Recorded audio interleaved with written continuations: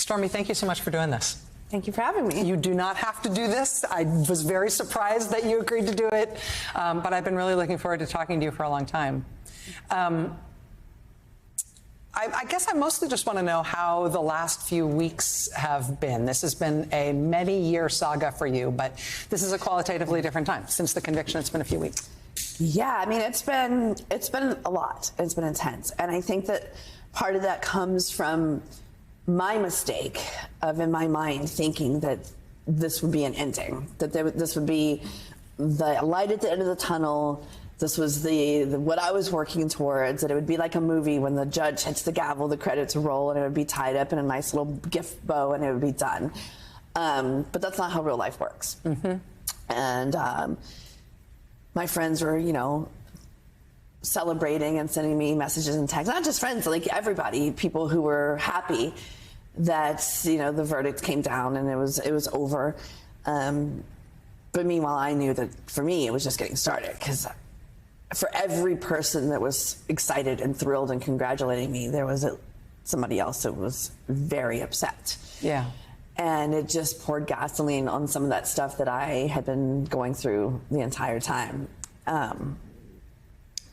And, you know, it's kind of common knowledge now that a lot of the people were doxxed. I know that Cohen was doxxed. They're trying to dox jurors. The judges were doxxed. I was doxxed. And I know that it's directly related because it happened while I was literally still on the stand. What's the consequence for you of having your address out there?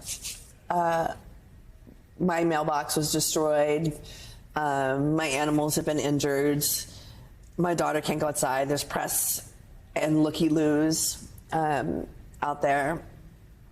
I'm afraid to go outside. I'm afraid to go out and mow the lawn. You know, I can't go anywhere. I'm afraid of being followed. Yeah. The death threats are so much more graphic and detailed and brazen. Like, people don't care. And it's scary, you know, and leading up to the trial was hard enough, like flying up here repeatedly and sitting in the rooms and going through things and reliving all these terrifying moments. The only thing that kept me going, I guess, was thinking that there was an end in sight. Yeah. And there's not. Is there any sense of, I mean, vindication? I mean, this obviously, Trump being convicted, this is not a case that you brought. This is a case that prosecutors brought. You were brought here as a witness to testify for it. You were subpoenaed to testify. You had no choice about it. No. Again, not your case. That said, the way the case was presented to the jury, I mean, the prosecutor described to the jury in his closing argument, Stormy Daniels is the motive, saying how crucial your testimony was. Your testimony was not only riveting, it was absolutely integral to the case. Does the verdict sort of feel like a vindication to you, at least in the sense that the story is straight now, that the jury has agreed that he was wrong when he called you a liar? Yes, but no. I mean, I don't understand. Life is not fair. And I am getting constantly attacked. It was called the Stormy Daniels hush money trial, and that's not what it was. It was about falsification of business records. And I was just one thing, but I was the most exciting part, you know, and I was the one that took the stand. I was the one that I think testimony made such an impact. You know, there were so many other people they could have called. They didn't call Karen McDougal. So as I've indicated, when he was found guilty, for that brief moment, it was worth me testifying, because at first I wasn't going to, and I had to shut down my life. I was basically, by choice, sequestered. I didn't work. I didn't tweet. If you know me, that's a big deal. Like, I didn't tweet because I didn't want anything to be misconstrued or entered into evidence and create more work for the prosecution, or get the case thrown out, or disallow me from testifying. Right. Did I want to testify? No. Do you know how scary that is? Especially once I got up. If I had known beforehand how nasty Susan Neckles was going to be to me, I might not have. But I also knew that if I didn't testify, that it would look like they didn't want me to, and that I was not to be trusted. Right. That there was a reason that they didn't want me to testify. So I knew that I had to, and that it was important. And as soon as he was found guilty, that I knew that I had done the right thing in one aspect. The other side of that is, like you said, I didn't bring these charges. I didn't ask for it. I was subpoenaed. So much of the hate mail that I get is drop the charges. I'm like, I didn't sue him. I'm getting nothing. It cost me so much to come up here and testify. I was not paid. I'm a registered Republican.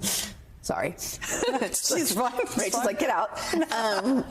When you say you paid to come up here, you paid your own expenses to come testify? Of course, multiple times. I wasn't like compensated or written a check or anything like that. I got nothing, and this has cost me so much money. I wasn't paid by anybody.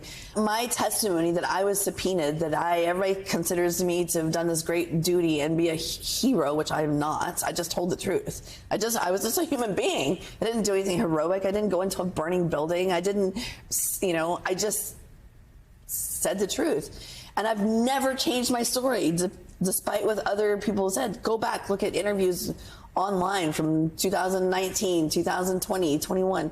My story hasn't changed at all. It's the only one that has been consistent. Let me ask you about that. What you're saying was very much what the prosecutor said in the closing argument.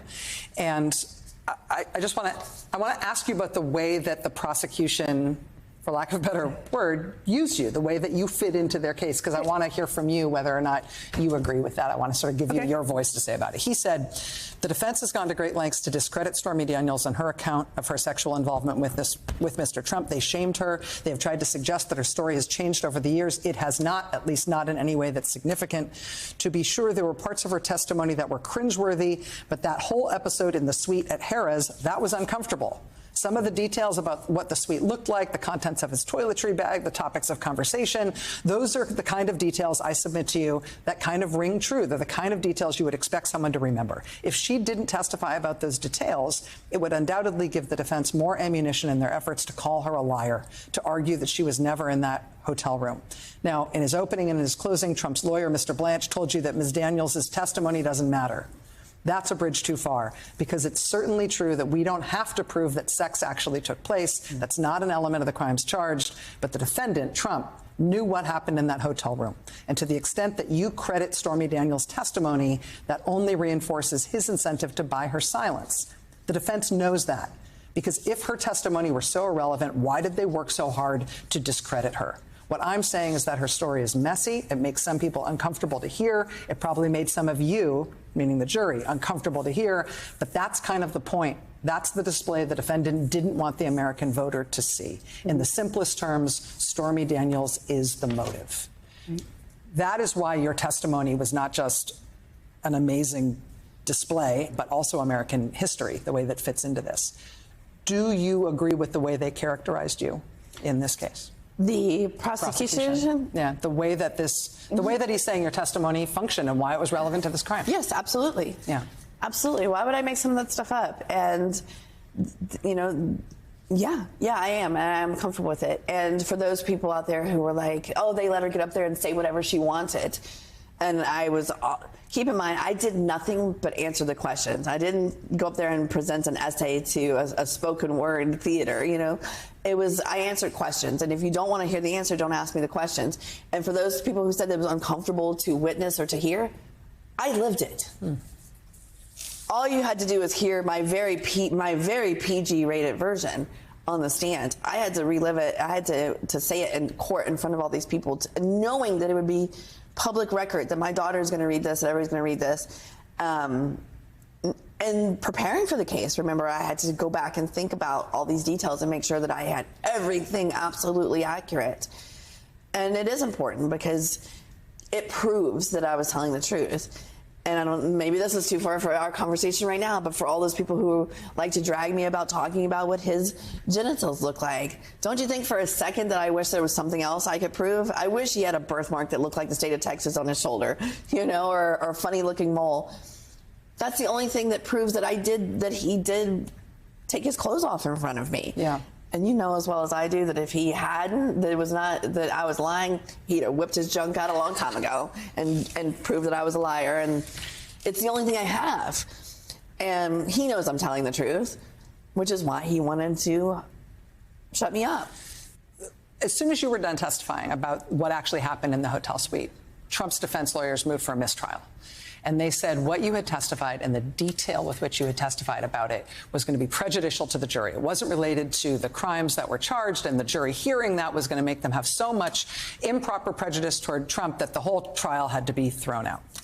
And the judge said no to the mistrial, and the judge said, listen, you shouldn't have said right at the outset in your opening statement that the sexual encounter never happened. That set this case up so that the jury has to assess the credibility of Stormy versus the defendant. Yeah, they put me on the spot. And so they did that. But the detail of that testimony will be the basis of Trump's appeal. He will appeal the decision to have not called a mistrial then. That's going to be the way that he tries to get out of this conviction. Can we go over that test? Would you be willing to go through that testimony with me right now? There's no cameras in the court. Nobody's seen it. Yeah. I mean, I printed out that section of the transcript. Is this weird? Do you mind doing this? I've done a lot weirder, trust me. I walked right into that one. Hey there, MSNBC fans. I'm Luke Russert, and be sure to join me, Rachel Maddow, Jen Psaki, Lawrence O'Donnell, Steve Kornacki, Joy Reid, and many more September 7th in Brooklyn, MSNBC Live Democracy 2024. Click on the link for ticket information. We will see you there.